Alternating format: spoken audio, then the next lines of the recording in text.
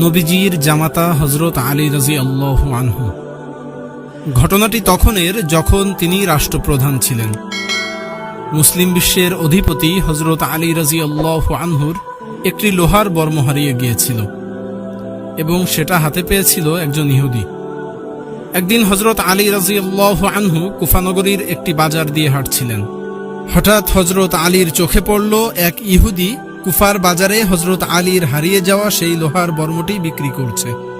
হযরত আলী রাদিয়াল্লাহু আনহু নিজের লৌহ বর্ম বিক্রি করতে দেখে ইহুদিকে বললেন, এই লৌহ বর্মটি তো আমার, আমি এটা কারো কাছে বিক্রিও করিনি, কাউকে দানও করিনি, এটা তোমার কাছে কিভাবে এলো? এটা তো আমার উটের পিঠ থেকে অমুক দিন অমুক জায়গায় পড়ে গিয়েছিল, সুতরাং আমার বর্মটি আমাকে ফিরিয়ে দাও।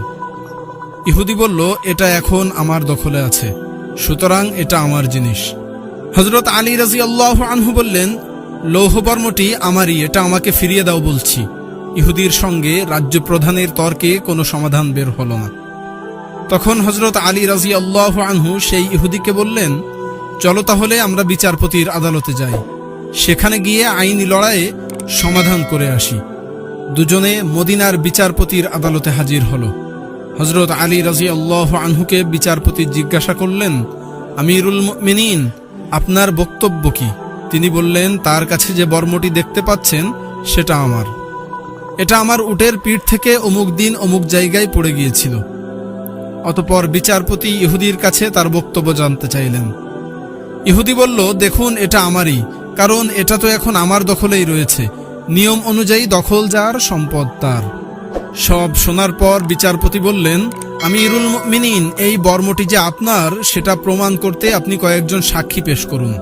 হযরত আলী বললেন, আমার ছেলে হাসান এবং আমার আজাদ করা কৃতদাস উনবুর সাক্ষী আছে, এই বর্মটি আমারই। তখন বিচারপতি বললেন, আমিরুল মুমিনিন, পিতার পক্ষে সন্তানের সাক্ষ্য এবং মনিবের পক্ষে গোলামের সাক্ষ্য কখনোই গ্রহণযোগ্য নয়, সেটা আপনি ভালো করেই জানেন। তারপর বিচারপতি সেই ইহুদির পক্ষে রায় দিয়ে দিলেন।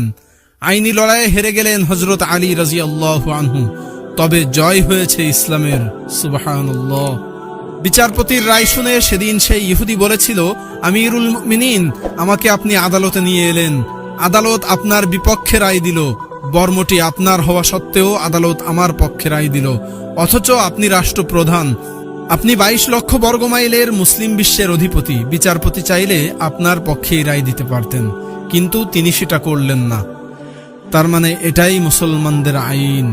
যে ধর্মে রাজ্য প্রধানকে পর্যন্ত আইনের কাঠগড়ায় দাঁড়াতে হয় এবং ন্যায় বিচার করা হয়, সে ধর্মের ছায়াতলে আশ্রয় না নিয়ে নিজেকে জাহান্নামের আগুনে পোড়াতে পারবো না। আল্লাহু আকবার। ইহুদি আরো বলল, আমি সাক্ষ্য দিচ্ছি ইসলাম সত্য ধর্ম, আমাকে এই সত্য ধর্মের কালিমা পড়িয়ে দিন। আমি সাক্ষ্য দিচ্ছি আল্লাহ ছাড়া কোনো মাবুদ নাই এবং মুহাম্মদ সাল্লাল্লাহু আলাইহি ওয়াসাল্লাম আল্লাহর বান্দা ও রাসূল। আমিরুল মুমিনিন, এই লৌহবর্ম আপনার, রাতের অন্ধকারে পড়ে গিয়েছিল এবং আমি এটা কুড়িয়ে পেয়েছিলাম, এই নিন আপনার বর্ম এবং আমাকে ক্ষমা করে দিন। হও তুমি রাষ্ট্রপ্রধান, হও তুমি সেনাপতি, হও তুমি বিচারপতি, আইন সবার জন্যই সমান, এটাই ইসলামের সৌন্দর্য। সুবহানাল্লাহ। তো বন্ধুরা, এটাই ছিল আমাদের আজকের ঘটনা। ঘটনাটি কেমন লাগলো অবশ্যই কমেন্ট করে জানাবেন ইনশাআল্লাহ। আপনার এবং আপনার পরিবারের সকলের সুস্থতা এবং দীর্ঘ নেক হায়াতের কামনা করে আমি অযোগ্য অধম রাইহান আজকের মতো এখানেই বিদায় নিচ্ছি। আসসালামু আলাইকুম ওয়া রাহমাতুল্লাহ।